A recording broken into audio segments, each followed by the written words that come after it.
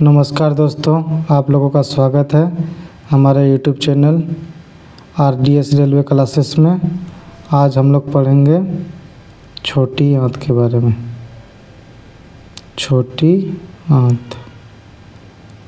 आंत को इंग्लिश में स्मॉल इंटेस्टाइन कहते हैं। Small intestine.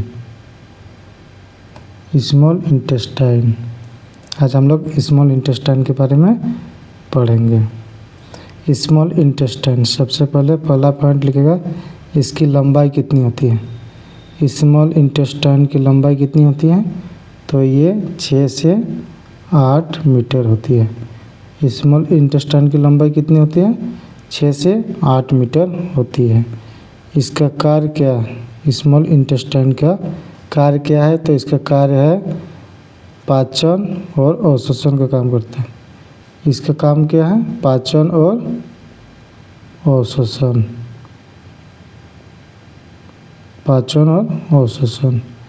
ये 90% भोजन को पाचन और अवशोषण करता है।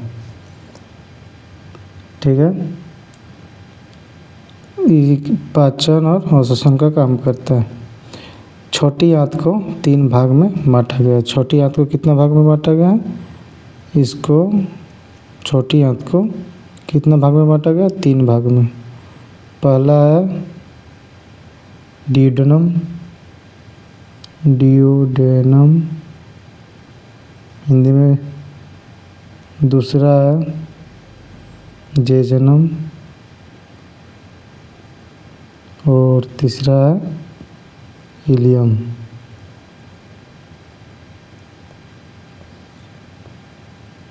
ड्यूडेनम को हिंदी में गरहनी बोलते हैं और जेजनम और इलियम 3 भाग में बांटा गया। सबसे पहले पढ़ेंगे हम लोग ड्यूडेनम के बारे में। ड्यूडेनम, सबसे पहले किसके बारे में पढ़ेंगे, ड्यूडेनम के बारे में। ड्यूडेनम कैसा होता है, ड्यूडेनम सी शेप का होता है। चलो फोटो देते हैं ड्यूडेनम।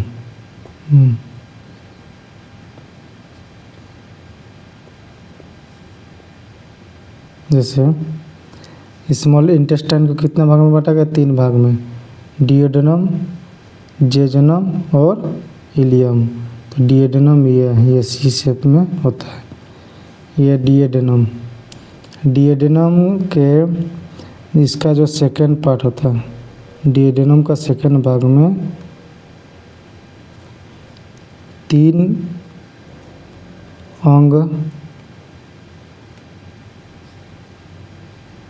अंग से जो एंजाइम आता है, 3 अंग से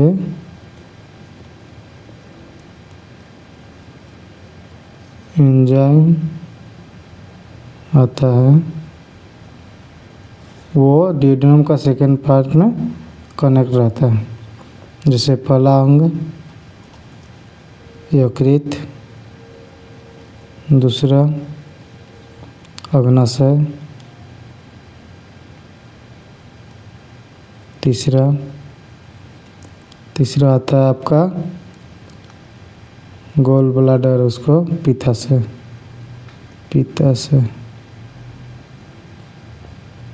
जो ड्यूडेनम है, ड्यूडेनम का सेकेंड पार्ट में 3 अंग आकर कनेक्ट होता है। पहला कौन है, यकृत, दूसरा कौन है, अग्नाशय, और तीसरा कौन है, पित्ताशय। चलिए इमेज में देखते हैं।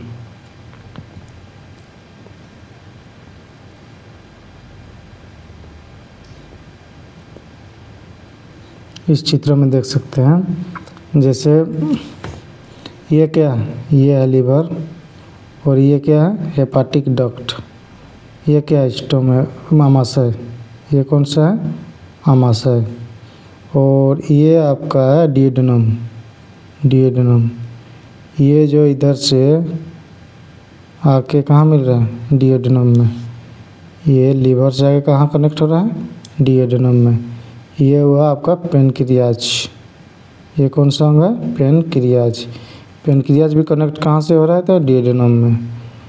तो ये यकृत और अग्नाशय कुछ कुछ एंजाइम स्राव करता है, जो आकर कहाँ मिलता है, डिएड्रेनम में, और डिएड्रेनम में आके भोजन को पचाने का काम करते हैं। सबसे पहले यकृत से कौन कौन सा स्राव होता है, तो सबसे पहले यकृत के बारे में पढ़ेंगे। यकृत, यकृत को इंग्लिश में क्या बोलते हैं, लीवर। ठीक है।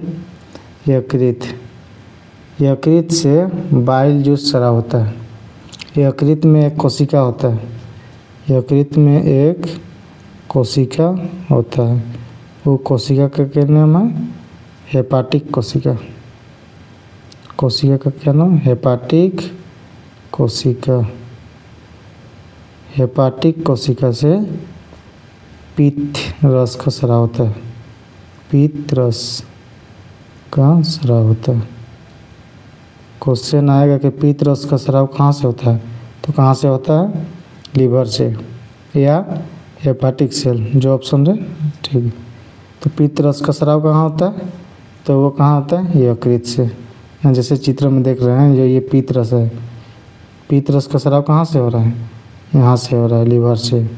और पित्त रस का ये पित्ताशय बोलते हैं, जहाँ वो जमा होता है।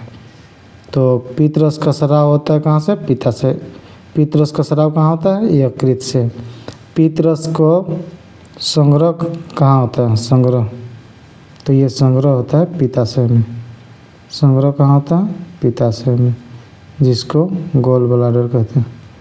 इंग्लिश में क्या बोलते हैं, गोल ब्लाडर, गोल ब्लाडर। ये पित्त रस पित्ताशय से निकलकर कहाँ आता है, डिएड्रेनम में। पित्ताशय निकलकर कहाँ आता है, डिएड्रेनम में। तो पित्त रस को दो भाग में बांटेगा। पित्त रस जो है वो दो प्रकार का होता है।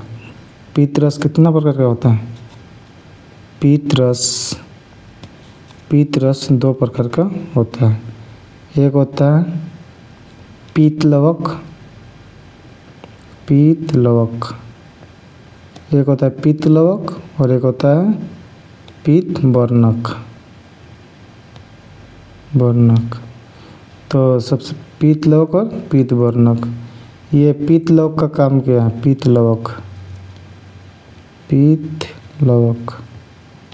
ये पीतलवक में सोडियम बाइकार्बोनेट पाया जाता है। पीतलवक में सोडियम बाइकार्बोनेट। पीतलवक में क्या पाया जाता है, सोडियम बाइकार्बोनेट, कार्बोनेट, जो वसा को तोड़ने का काम करता है।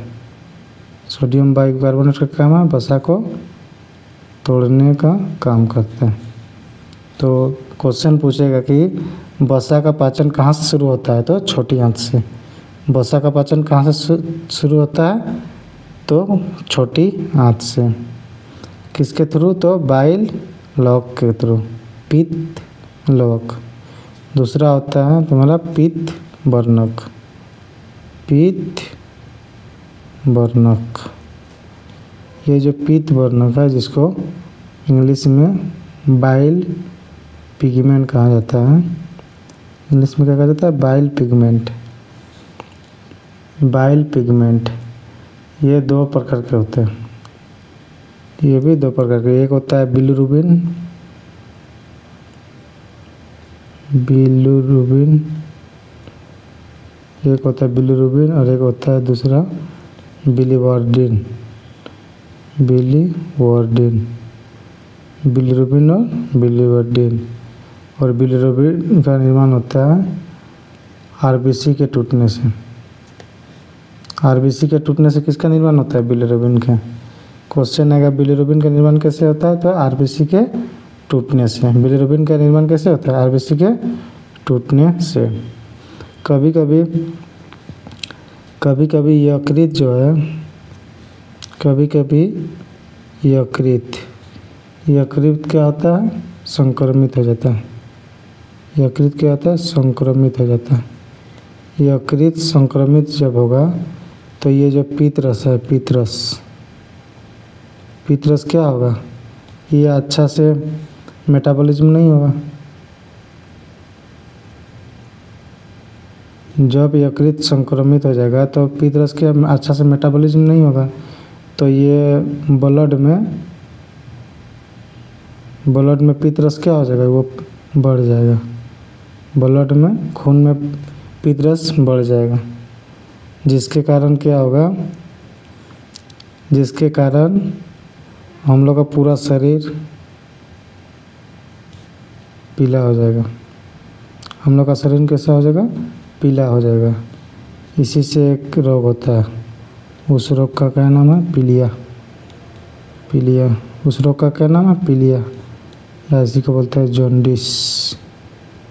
जॉन्डिस कैसे होता है, तो जॉन्डिस जब पित्तरस का ब्लड में ज़्यादा हो जाता है, पित्तरस ब्लड में ज़्यादा हो जाता है तो क्या होता है, जॉन्डिस नाम का बीमारी होता है। तो बिलिरुबिन का हम लोग का ब्लड में बढ़ना क्या कहलाता है, जो बिलिरुबिन है वो हमारा ब्लड में बढ़ने से क्या होता है, जॉन्डिस रोग होता है। नाखून में भी पीला रंग दिखाई देगा, खून पसीना में, नाखून में, आँख में, पेशाब में, सब में कैसा रंग दिखाई देगा, पीला रंग दिखाई देगा। कुछ नोट्स करके लिखते हैं, जैसे पित्ताशय घोड़ा और चूहा में पित्ताशय नहीं पाया जाता है। जो घोड़ा और चूहा में क्या नहीं पाया जाता है, पित्ताशय। घोड़ा और चूहा में पित्ताशय नहीं पाया जाता है। घोड़ा और चूहा में पित्ताशय नहीं पाया जाता है। जैसे तो छोटी आंत का जो डिडेनम पार्ट है, छोटी आंत का डिडेनम पार्ट में एक लीवर से बाइल जूस आता है, और बाइल जूस क्या करता है, ये फैट को फैटी एसिड में तोड़ता है। जैसे फैट को हिंदी में क्या बोलते हैं, वसा। फैट को किस में तोड़ेगा, ये फैटी एसिड में। फैट को किस में तोड़ेगा, फैटी एसिड में। फैट को फैटी एसिड में कौन तोड़ता है, तो वो पित्तरस। वसा का पाचन कहाँ से शुरू होता है, छोटी आंत से। उसके बाद दूसरा हम लोग पढ़ेंगे, दूसरा है अग्नाशय।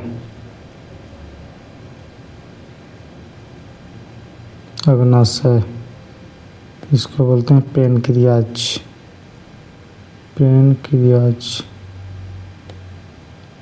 अग्नाशय के बारे में डिटेल से बाद में पढ़ेंगे। अभी इसमें कौन कौन सा जूस स्राव होता है। वो अग्नाशय में अग्नाशयी रस प्राप्त होता है, जिसको इंग्लिश में पैनक्रियाटिक जूस कहते हैं। Pancreatic juice. अग्नाशय में अल्फा, बीटा और एफ सेल पाया जाता है। अग्नाशय में अल्फा, बीटा और एफ सेल। जो एफ सेल है ना, एफ कोशिका में 3 तरह का जूस निकलता है। एफ सेल से कितना, 3 तरह का जूस निकलता है। पहला का नाम है एमाइलेज। पहला का क्या नाम है, एमाइलेज। हिंदी में भी सेम नाम होगा। पहला का क्या नाम है, एमाइलेज। दूसरा का क्या नाम है, ट्रिप्सिन। हिंदी में भी सेम नाम है। तो तीसरा का है लाइपेज। तो अग्नाशय के पैनक्रियाटिक, अग्नाशय में एक जूस निकलता है जिसको बोलते हैं पैनक्रियाटिक जूस। वो एफ सेल से निकलता है। अग्नाशय में 3 प्रकार का सेल पाया जाता है, अल्फा, बीटा और एफ सेल। तो ये एफ सेल से 3 एंजाइम निकलता है। पहला कौन सा, एमाइलेज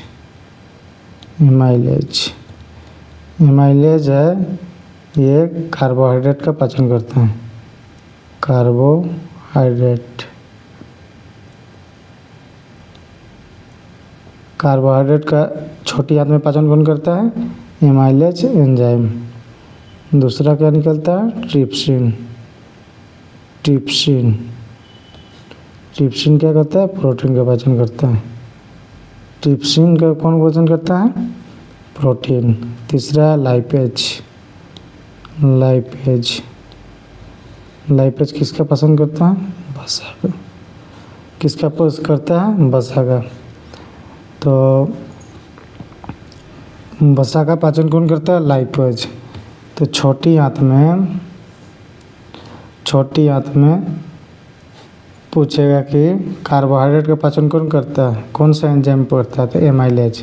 प्रोटीन का पाचन कौन करता है? तो ट्रिप्सिन। और वसा का पाचन कौन करता है? लाइपेज।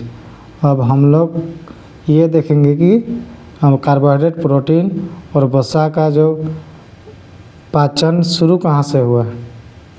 तो सबसे पहले देखेंगे कार्बोहाइड्रेट। क्या? कार्बोहाइड्रेट।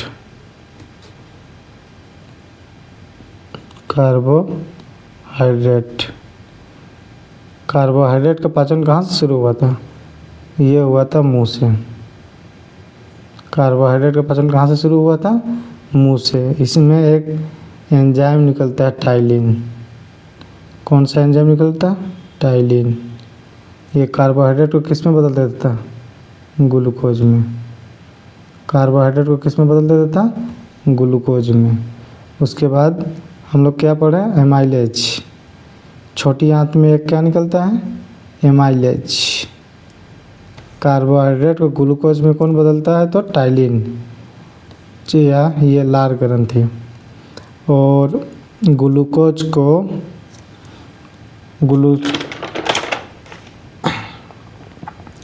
ग्लाइकोजन में कौन बदलता है? तो एमाइलेज। ग्लाइकोजन। ग्लूकोज को जो ग्लाइकोजन में कौन बदलता है? तो वो क्या नाम है उसका? Amylase enzyme. कौन? Amylase enzyme. ग्लूकोज को कौन बदलता है? तो एमाइलेज एंजाइम। उसके बाद दूसरा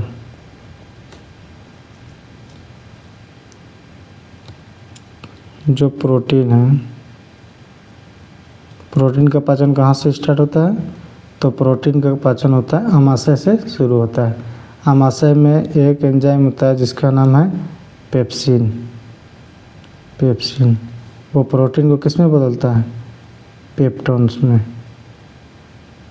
प्रोटीन को किस में बदलता है? पेप्टोन में। और जो छोटी आंत में क्या? ट्रिप्सिन। ट्रिप्सिन एंजाइम है। ये किस में बदलता है? तो एमिनो एसिड, एमिनो अम्लों में, एमिनो एसिड में बदलता है। तीसरा आता है हम लोग का पाचन होता है वसा का। वसा का पाचन कहाँ होता है? तो छोटी आंत में सबसे पहले। और किसके द्वारा पूछेगा? तो बाइल जूस। किसके द्वारा? बाइल जूस, पीतरस। उसके बाद अगला ये वसा को फैटी एसिड में बदलता है। फैटी एसिड में। और फैटी एसिड को ग्लिसरॉल में कौन बदलता है? ग्लिसरॉल। फैटी एसिड को ग्लिसरॉल में कौन बदलता है? तो वो लाइपेज। लाइपेज।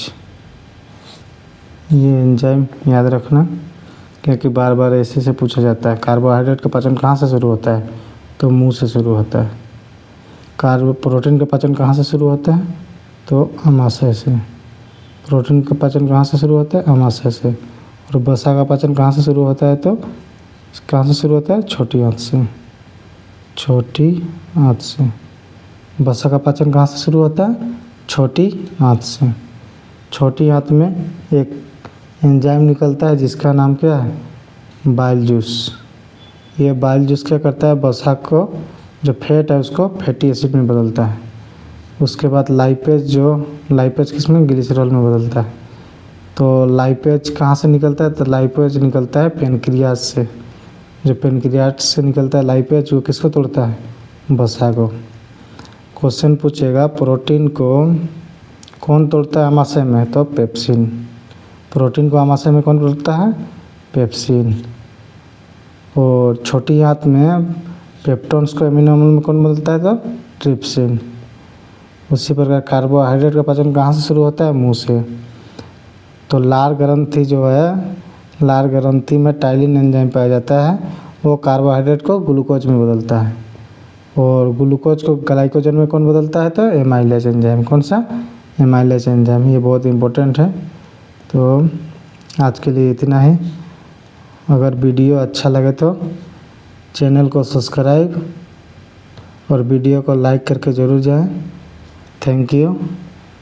इसके नेक्स्ट पार्ट के लिए कमेंट करें।